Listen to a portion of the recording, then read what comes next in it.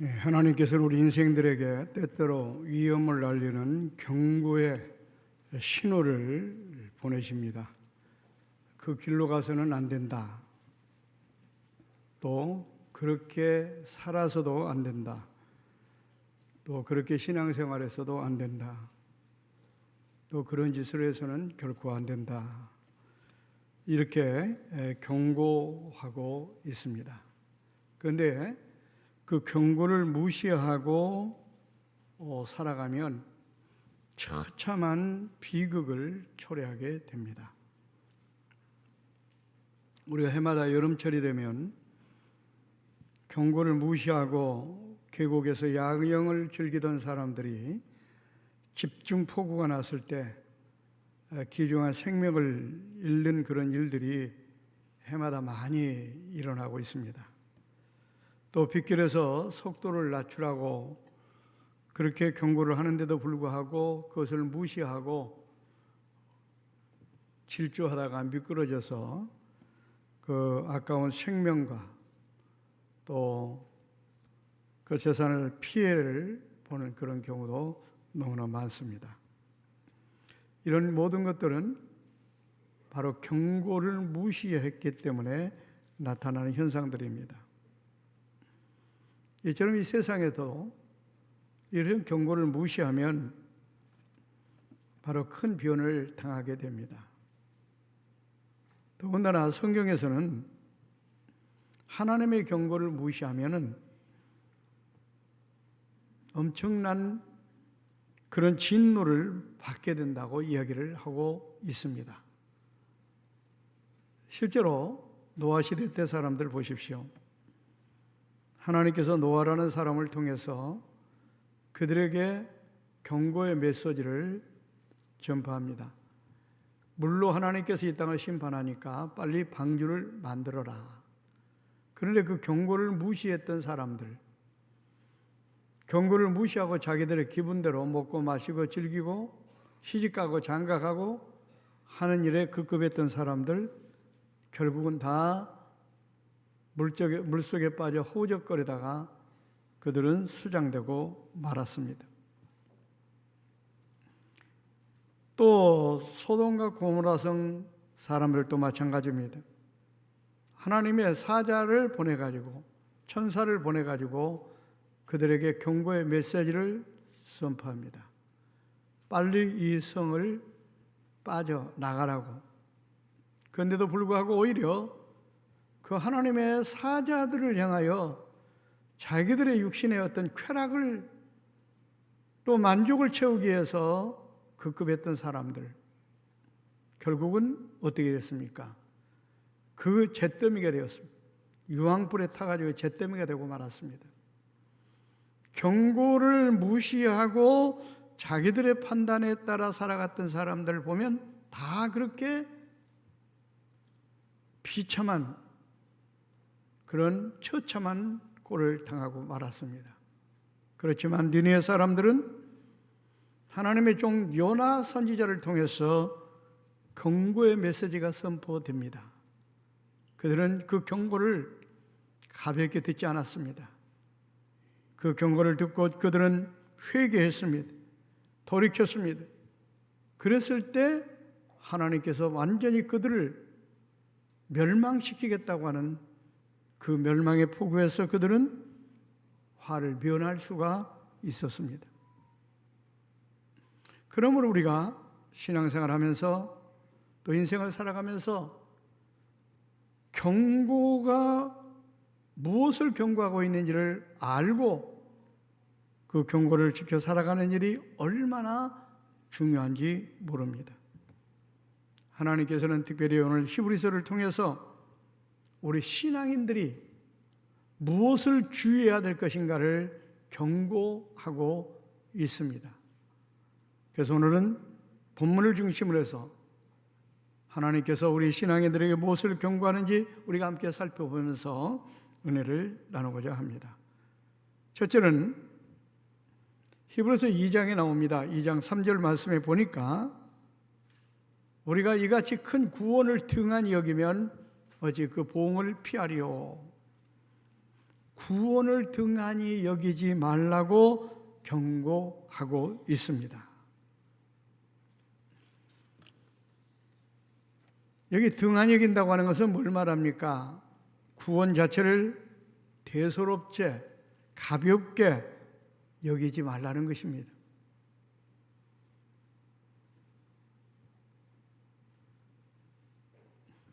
그렇게 구원을 등한히 여기면 하나님의 공의 심판을 피할 수가 없다고 오늘 말씀을 하고 있습니다.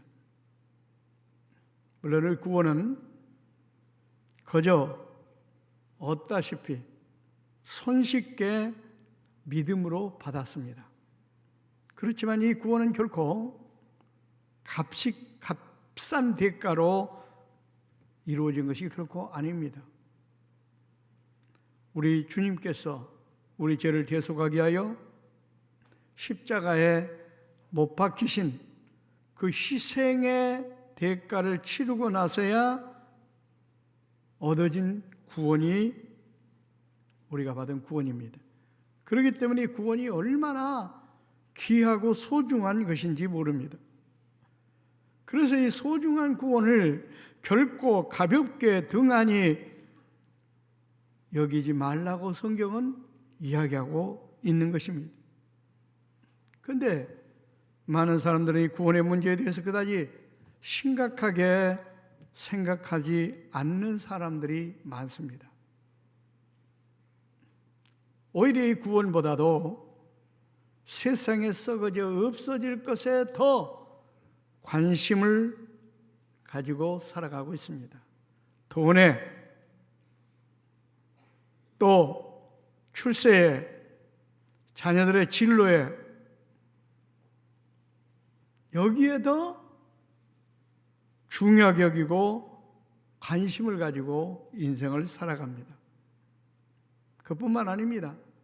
시간만 있으면 구원을 위해서 노력하기보다는 육신적인 즐거움과 쾌락을 위해서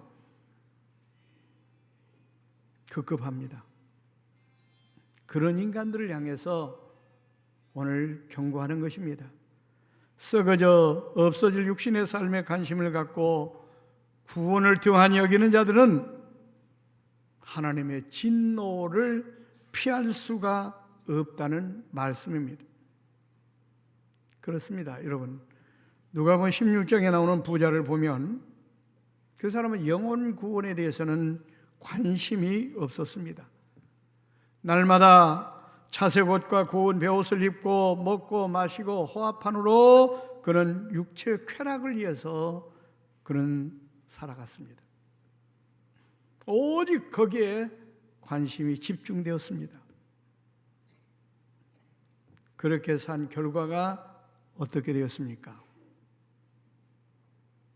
그는 제 수명도 다 채우지 못하고 지옥에 떨어졌습니다.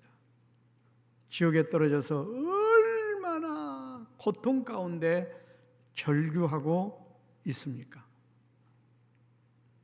이건 뭐냐? 이처럼 하나님의 경고를 무시하고, 다시 말하면 구원을 소홀하게 가볍게 여기고 육체의 쾌락을 위해서 인생을 살았기 때문에 바로 그런 비참한 말로를 고했다고 하는 사실을 우리가 알 수가 있습니다. 그래서 바울 사도는 빌립보서 2장 12절에 이렇게 분명히 말합니다. 항상 복종하여 두렵고 떨림으로 너희 구원을 이루라. 구원이 그만큼 소중하기 때문에 두렵고 떨림으로 구원을 이루라고 이렇게 이야기하고 있습니다. 오늘날 많은 신앙인들은 예수를 믿기 때문에 구원은 따놓은 당상으로 생각하고 구원을 너무나 소홀히 여기는 경향이 없지 않아 있습니다. 여러분, 구원은 그렇게 쉽게 얻어지는 것이 아닙니다. 마태복음 11장 12절 말씀에 보면 분명히 이렇게 말씀합니다. 세례 요한의 때부터 지금까지 천국은 침노를 당하나니 침노하는 자는 빼앗느니라. 그래서 이 침노가 국어사전에 찾아보니까 끈질기게 행하는 것 이렇게 나와 있습니다. 그러니까 침노하는 자가 구원을 빼앗는다, 이 말은 구원을 받는다 그 말인데, 그러니까 구원을 위해서 그만큼 끈질기게 우리가 힘쓰고 애써야 된다고 하는 것을 이야기하고 있는 겁니다. 물론 구원은 인간의 힘이나 인간의 노력으로 얻어지는 것은 아닙니다. 하나님의 은혜로 우리는 얻습니다. 그렇지만 성경에 나타난 내용들을 통해서 볼 때 하나님은 구원을 위해서 힘쓰고 애쓰는 자에게 그 은혜를 베푸신다는 사실을 여러분 아셔야 됩니다. 인간의 힘이나 노력으로 구원을 얻는 건 아니지만 하나님의 은혜로 얻지만, 그 하나님의 은혜가 구원을 위해서 힘쓰고 애쓰고 노력하는 자에게 하나님께서 그 은혜를 주신다 그 말입니다. 보세요. 마태복음 25장에 나오는 열처녀 비유 가운데서도 우리가 쉽게 발견할 수가 있습니다. 보세요. 그 열처녀 가운데 들림을 받은 사람, 구원받은 사람들은 5명입니다. 5명들은 깨어있는 사람들이었어요. 오늘날로 말하면 열심히 깨어 기도하고 열심히 예배드리고 열심히 충성하고 봉사하고 헌신하는 영적인 깨어있는 사람, 이 사람들에게 구원의 은혜가 주어졌습니다. 보세요. 5 처녀들은 졸고 있었어요. 구원에 대해서 관심이 없었던 겁니다. 노력을 하지 않았어요. 힘쓰지 않았어요. 자고 있었어요. 졸고 있었어요. 그 사람들은 들림받지 못했습니다. 구원받지 못했습니다. 버림받았습니다. 오늘 말씀이 우리에게 시사하는 의미가 굉장히 큽니다. 우리가 자칫 잘못하면 구원은 하나님의 은혜로 주어지는 것이기 때문에 우리 노력, 힘을 쓰지 않아도 되고 기도하지 않아도 되고 노력하지 않아도 되고 이렇게 착각에 빠질 가능성이 많습니다. 물론 행위로 구원받는 건 아니지만 은혜로 받지만, 그러나 그 은혜가 구원을 위해서 열심히 기도하고 충성하고 봉사하고 영적으로 깨어 신앙생활하는 사람들에게 주어진다는 사실을 우리는 알아야 됩니다. 그래서 천국은 침노하는 자가 뺏는다고 성경은 말씀하고 있는 겁니다. 오늘 말씀을 꼭 기억하시고 구원을 절대로 가볍게 여기지 마시기 바랍니다. 구원을 소홀히 여기고 육체적인 쾌락을 위해서 살아가면 나중에는 바로 땅을 치고 후회하는 그런 처참한 날이 온다는 사실을 기억하고 구원을 경히 여기지 말라고 하는 이 경고의 메시지를 듣고 구원을 위해서 더욱더 노력하고 그 구원의 은혜가 나에게 주어지도록 깨어있는 우리 꽃동산의 가족들이 다 되시기를 주의 이름으로 축원을 드립니다. 2번째로 타락하지 말 것을 경고하고 있습니다. 오늘 본문 12절 말씀을 보니까 형제들아 너희는 삼가 혹 너희 중에 누가 믿지 아니하는 악한 마음을 품고 살아계신 하나님에게서 떨어질까 조심할 것이요.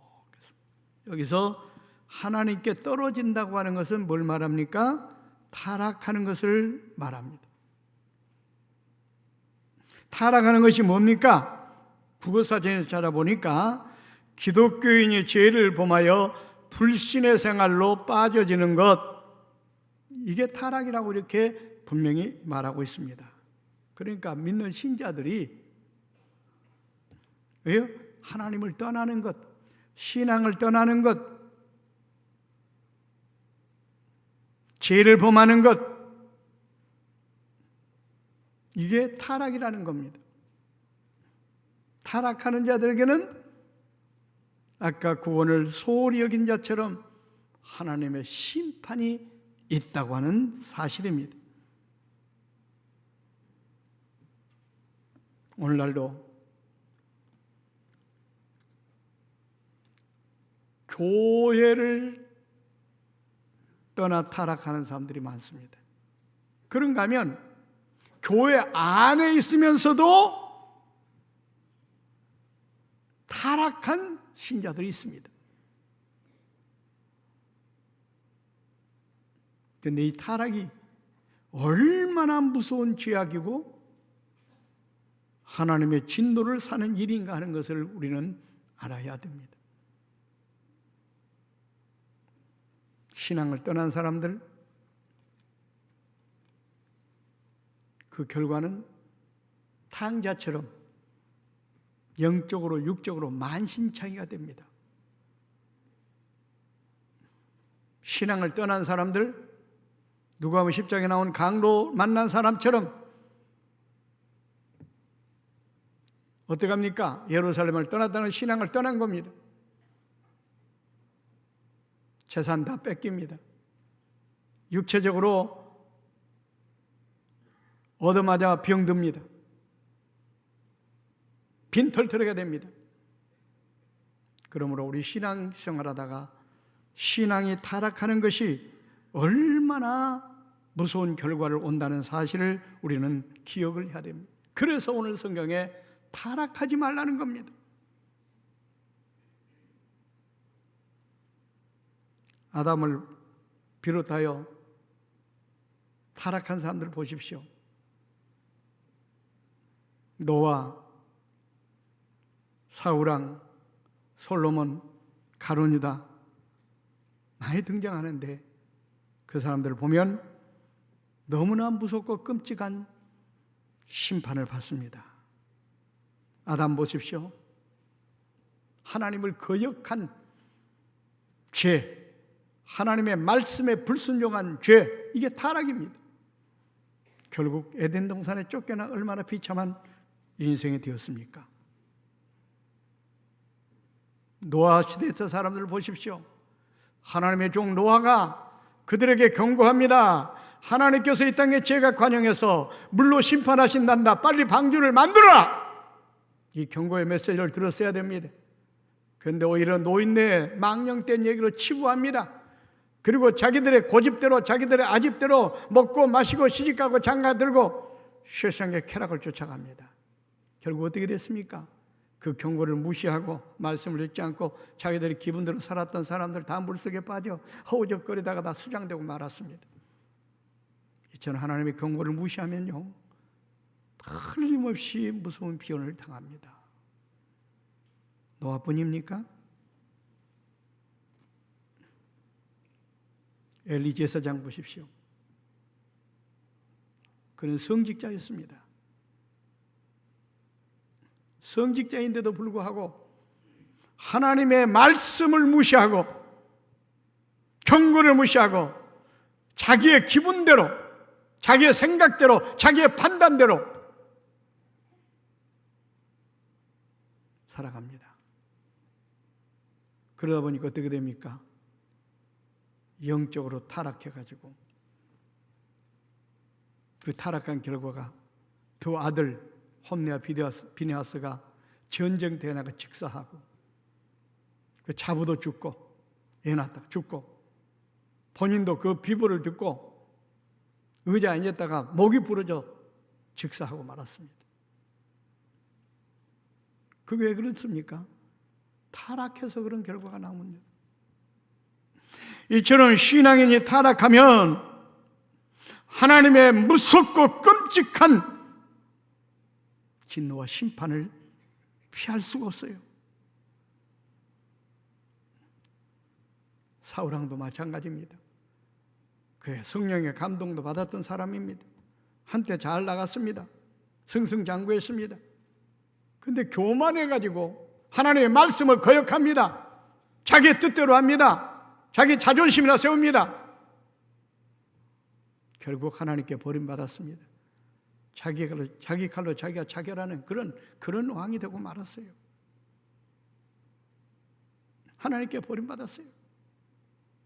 그게 뭐냐? 타락해서 그런 겁니다. 교만 때문에. 가룟 유다 어떻습니까? 그 많고 많은 사람들 가운데 예수님께 특별히 그를 뽑아가지고 훈련시켜서 제자 삼아주었습니다. 그러면 스승의 은혜가 얼마나 큽니까? 자기같이 못난 사람을 하나님, 예수님께서 뽑아가지고 훈련시켜가지고 제자까지 삼아주었으니, 오늘날로 말하면은 정말로 신앙이 없는 사람을 훈련시켜가지고 집사시키고 장로시키고 이렇게 했는데, 그렇다면 그 스승의 은혜에 감사하는 삶을 살아야 되는데 배신자가 됩니다. 스승을 팔아 넘깁니다. 이게 타락입니다. 그 결과가 어떻게 됐습니까? 얼마나 비참한 말로를 구합니까? 자기가 목매에 달아가지고 떨어져가지고 창자가 터져 죽는 비참한 인생이 되고 말았습니다. 여러분, 이 타락이라고 하는 죄가요, 얼마나 무섭고 크면 하나님께서 그렇게 비참하게 심판하시겠습니까?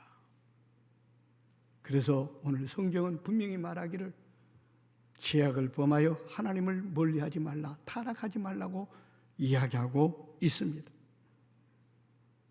신앙생활하면서 무엇보다 우리가 조심할 부분이 이런 부분입니다. 그러니까 타락하지 않기 위해서는 우리가 어떻게 해야 될 것인가?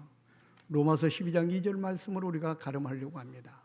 너희 이 세대를 본받지 말고, 이것은 뭘 말하냐면 세상 사람들의 사고와 생각을 본받지 말고 그 말입니다. 세상 사람들의 죄악을 본받지 말고 그 말입니다. 마음을 새롭게 함으로 하나님의 선하시고 기뻐하시고 온전한 뜻이 무엇인지 분별하도록 하라. 하나님의 뜻을 따르라 그 말입니다. 여러분, 신앙생활이라고 하는 게 내 뜻을 포기하고 하나님의 뜻을 따르는 게 신앙생활입니다. 이게 타락한다고 하는 것은 뭘 말해요? 하나님의 뜻을 버리고 내 오직 계집대로, 내 방법대로, 내 뜻대로 신앙생활하는 것이, 이게 타락하는 겁니다. 오늘날로 많은 신앙인들 가운데 타락된 신앙의 가치관을 가지고 신앙생활하는 사람들이 있습니다. 이것만큼 위험스러운 것은 없습니다. 우리 자신들을 한번 돌아보아야 됩니다. 타락한 자는 분명히 하나님의 무서운 심판을 피할 길이 없습니다. 그래서 오늘 성경은 우리에게 경고하고 있습니다. 타락하지 말라. 세 번째로 성숙할 것을 경고하고 있습니다. 히브리서 5장 12절 말씀에 보니까 때가 오래되었으므로 너희가 마땅히 선생이 되었을 터인데, 너희가 다시 하나님의 말씀의 초보에 대하여 누구에게서 가르침을 받아야 할 처지가 되었으니, 이 말입니다. 단단한 음식은 못 먹고 젖이나 먹어야 할 자가 되었도다. 여러분, 여기 오래되었다는 것은 뭘 말합니까? 연조가 오래됐다 그 말입니다. 신앙생활을 한 지가 오래되었다 그 말입니다. 그 신앙생활 한 지 오래되었으면 어떻게 돼요? 선생이 되었을 터인데, 신앙생활로 되었으니까 직분도 받고 장로도 되고 집사가 되었을 터인데 그 말입니다.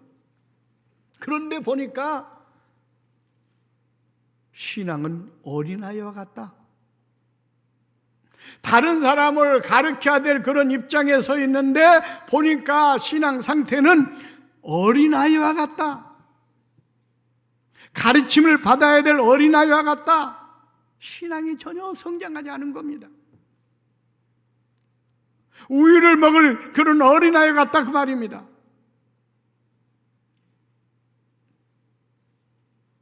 그래서 신앙은 성장해야 된다. 여기 경고하고 있는 겁니다.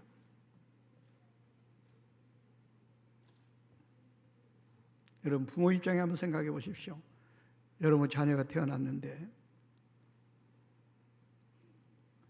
성장하지 않고 지능이나 모든 것들이 3살 때 그 상태로 10살이 되었고 20살이 되었는데도 그 상태로 머물러 있다고 한다면 부모 입장에서 볼 때 얼마나 그게 짐이 되고 마음이 아프겠습니까? 하나님이 그렇다는 거예요.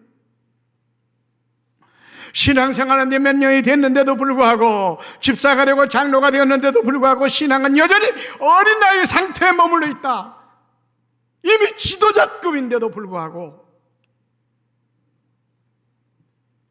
이것이 얼마나 하나님의 마음을 아프게 하게 되냐 그 말이에요. 그래서 신앙은 성장해야 된다. 잘하지 않으면 안 된다. 경고하고 있는 것입니다.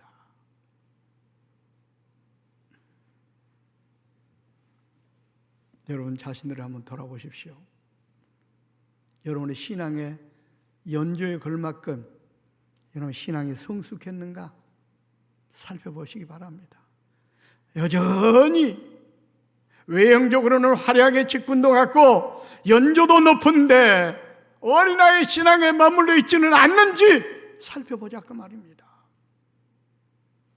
그렇게 되어 있으면 성장하지 않으면 하나님은 진노하십니다. 마태복음 21장에 보십시오. 무화과 나무 주님께서 왜 저주했습니까?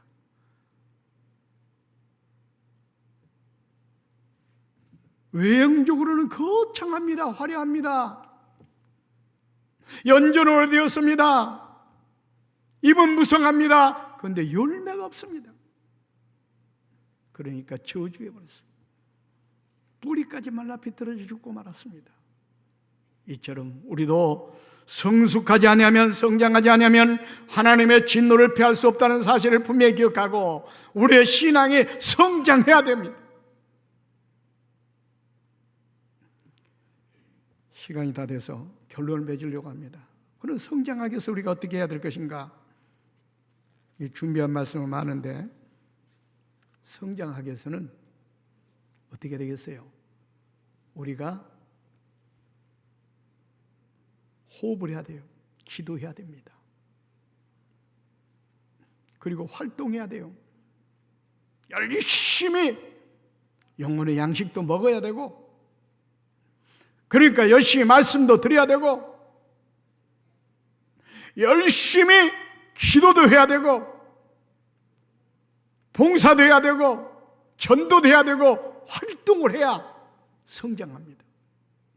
신생아가요 가장 성장할 때가 태어나서 21일 동안에 가장 급성장한다고 합니다. 근데 그때는요 한없이 움직인다는 거예요.